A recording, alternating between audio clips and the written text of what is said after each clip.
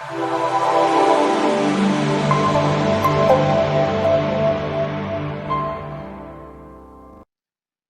qué vine? ¿No? ¿Por qué vine a un congreso de marketing social? Digo, ¿qué es esto? La verdad fueron dos razones.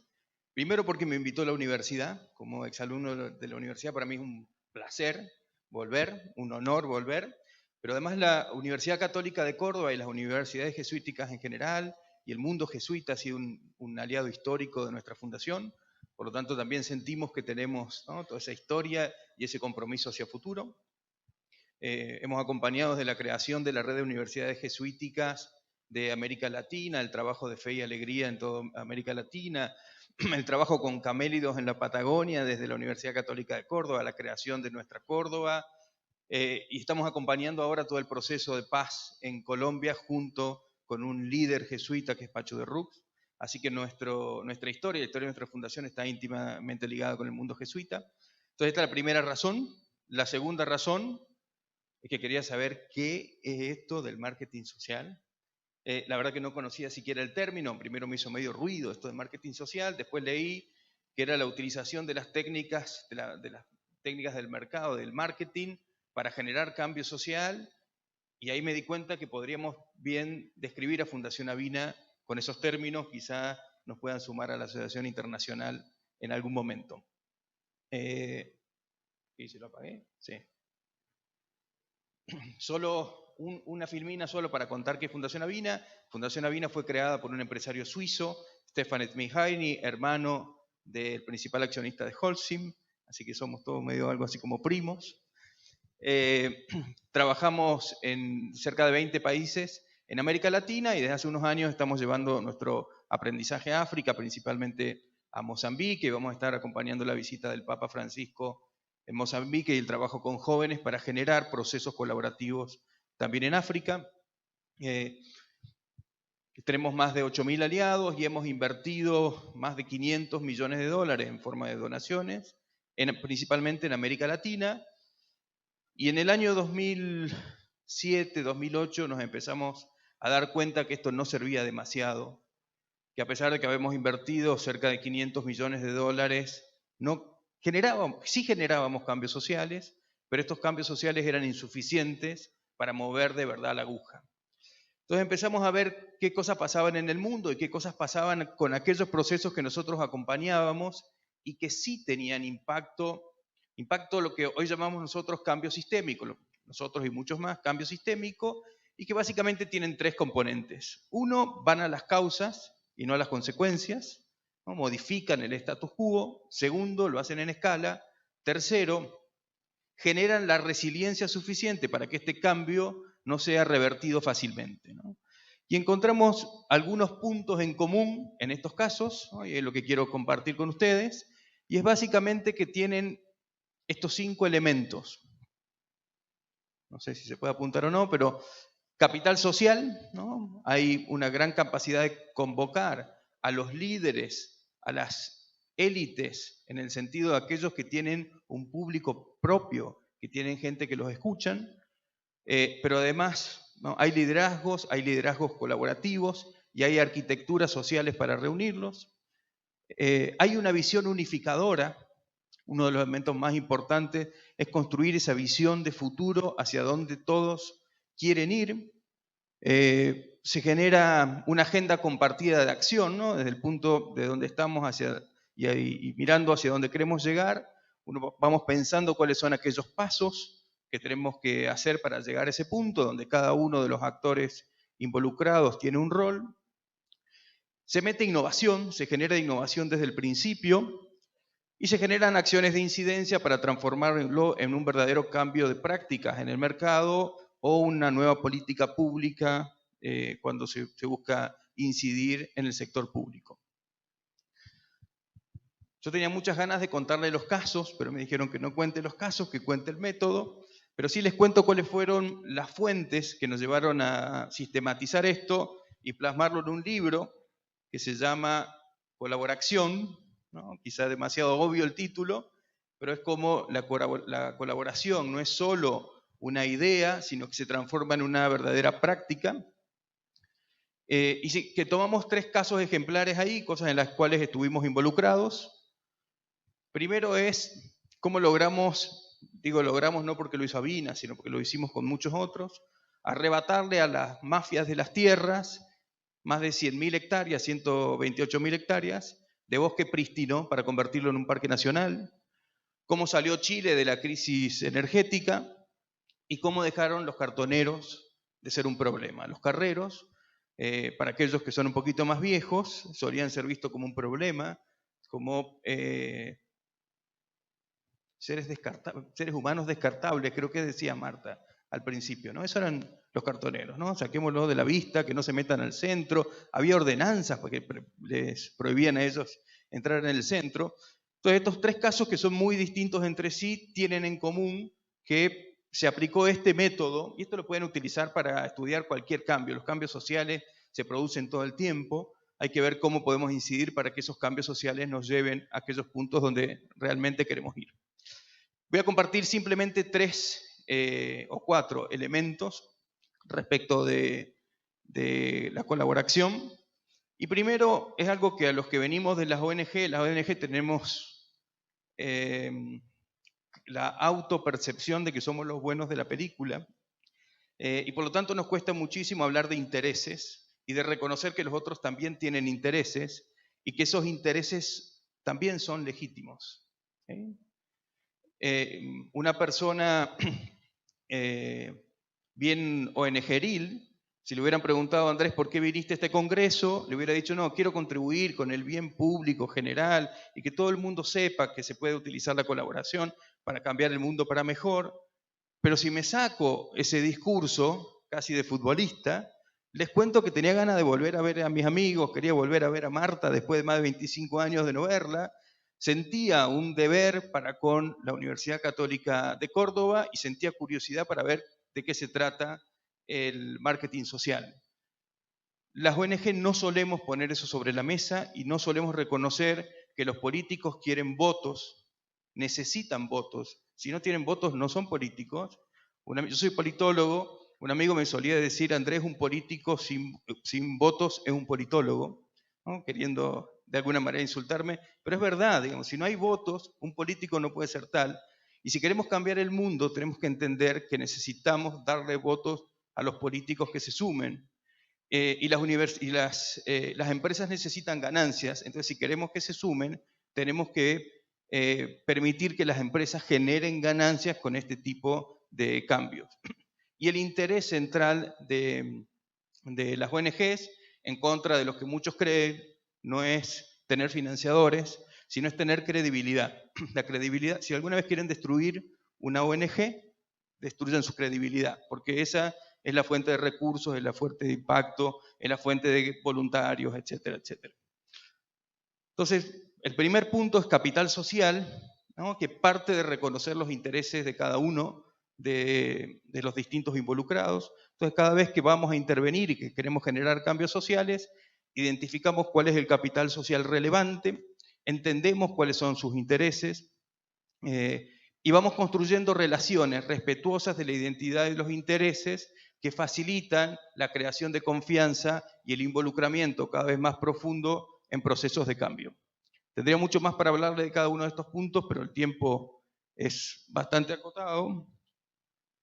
El segundo punto sobre el que quería hablar y donde ustedes tienen mucho que ver es que cambiar el mundo empieza por cambiar la mirada, ¿no? El tema de la innovación, cómo vemos de una manera distinta cada una de las cosas que hacemos, ¿no?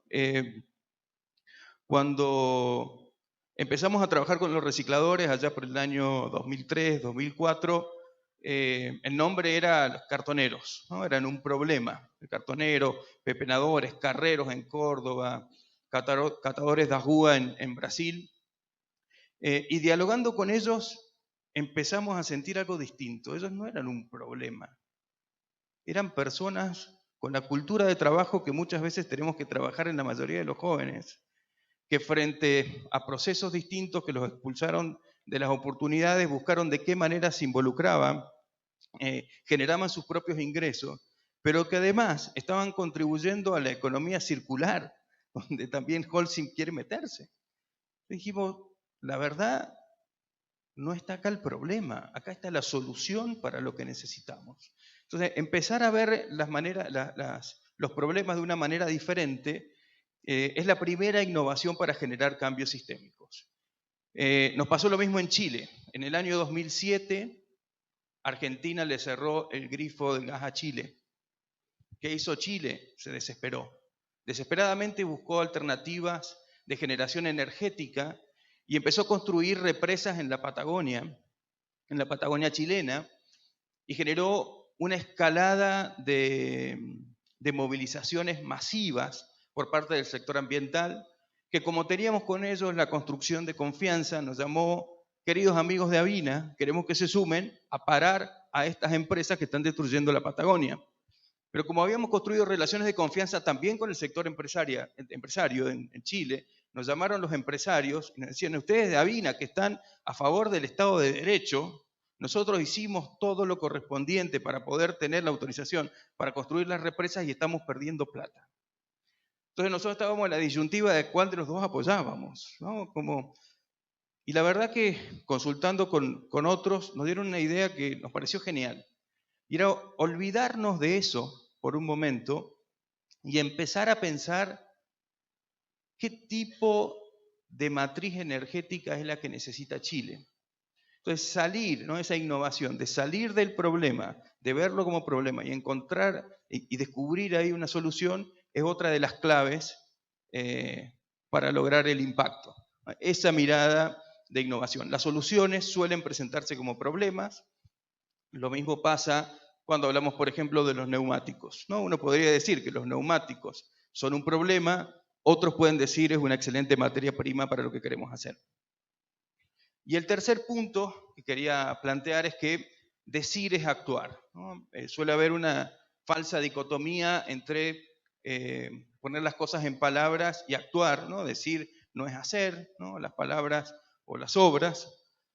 Pero la verdad que en esta lógica del objetivo 17 de los ODS, ¿no? Que es la construcción de alianzas para la sustentabilidad, la capacidad de poner en palabras un futuro deseable donde el interés de cada uno de los actores involucrados se realice, es decir, que las ONG conserven la credibilidad y la potencia, que las empresas sigan ganando plata y ojalá más plata, y que los gobiernos sigan siendo apoyados por la gente.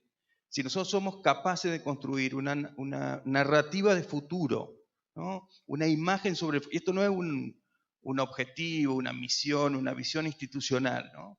Que anclada en otras narrativas que existan en las sociedades, ¿no? En el caso de los recicladores, pudimos anclarla con una cultura del trabajo y la valoración del emprendedor. En el caso del Gran Chaco, pudimos atar, cuando decidimos, en el Gran Chaco, no lo conté, pero allá por el año 2007, con el actual vicepresidente de Parques Nacionales, que en aquel momento era el director de campañas acababa de renunciar a ser director de campaña de Greenpeace, y estaba liderando el Banco de Bosques. Nos juntamos a tomar un café y me dice Andrés, ¿por qué el Perito Moreno pudo ser el Perito Moreno y yo no puedo ser el Perito Moreno? Me escuché, Emiliano, que cuento esta infidencia, pero así fue. Yo quiero ser el Perito Moreno. Yo quiero crear mi parque nacional. Yo digo, estás loco, Emiliano, pero te acompaño. Para nosotros la imagen que el Chaco tenía, la región chaqueña tenía, era una imagen muy negativa. Y lo que le decía es imposible proteger el Chaco si no creamos una imagen positiva. Entonces hagamos una alianza. Vos create tu parque nacional y yo me gano una narrativa positiva sobre el Chaco que nos permita avanzar en las iniciativas de protección de la región chaqueña. Y entonces identificamos junto con otros actores un área para ser protegida, que era la estancia de la Fidelidad, y empezamos las negociaciones con uno de los dueños, que era el señor Roseo, para crear el parque, para comprarle la estancia y crear el parque. Y mientras tanto, en el mes de enero, nos sorprendió una noticia. Emiliano estaba de vacaciones con su hija en el sur, sin conexión a internet, y me entero que fue asesinado el dueño de esa estancia por la mafia de las tierras, ¿no? Por un sicario Después si googlean en internet pueden leer una historia que es más interesante de lo que uno ve en Netflix. Y entonces iniciamos con ese escándalo una movilización masiva de empresas, de organizaciones, de individuos para declarar a la fidelidad Parque Nacional. Y empezamos a instalar en el espacio público la imagen de que el Chaco era un lugar precioso que tenía que ser preservado. Finalmente, acá no voy a poder desarrollar por razones de tiempo. Tenemos también la construcción de una agenda de acción compartida y la realización de acciones de incidencia. Si quieren buscar el libro por internet pueden pedirlo, si quieren escribirme para que se los envíe sin costo también puedo hacerlo, pero quiero contarles que funciona, ¿no? Quiero contarles que cientos de personas y empresas pusieron sus recursos para crear el primer parque nacional por suscripción popular, ¿no? Hubo un trabajo, por ejemplo, de Villavicencio, que hizo una movilización masiva de todas sus clientelas diciéndole que por cada botella de agua que compren iban a preservar 1 metro cuadrado de parque de la estancia de la Fidelidad, y finalmente fue fundado como Parque Nacional. Hoy Emiliano, gracias a esa tarea que nos permitió no solamente a él ser el Perito Moreno, sino a todos los que participamos de alguna manera de esta movida, sentirnos un poco Perito Moreno. Chile pasó a ser el país modelo de eficiencia energética, porque sentamos a todos los actores y en esa construcción de la visión de futuro encontramos que las energías renovables eran más baratas y más seguras que las energías tradicionales. Ahí está la noticia de la carta que Al Gore manda reconociendo a Michelle Bachelet como líder de cambio climático por el cambio que había hecho en su país. Y el plan de energía 2050, cuando Chile en aquel momento estaba debatiendo si iba a llegar o no al 10% la participación de renovables, ese era el objetivo de las ONG ambientalistas, hoy se proyecta al 2050 con al menos el 70% de energías renovables no convencionales. Y en el caso de reciclaje inclusivo, son decenas de miles los recicladores que fueron incluidos en los sistemas formales de gestión de residuos sólidos. 10 países tienen políticas públicas que reconocen a los recicladores como prestadores de un servicio público. Entonces, simplemente aquellos que quieran profundizar pueden escribirnos, pueden vincularse con Avina o pueden buscar colaboración. Y quisiera invitarlos no solo a leerlos, sino a iniciar esta práctica de generación y participación de procesos colaborativos para cambiar el mundo. Gracias. Muchísimas gracias, Andrés.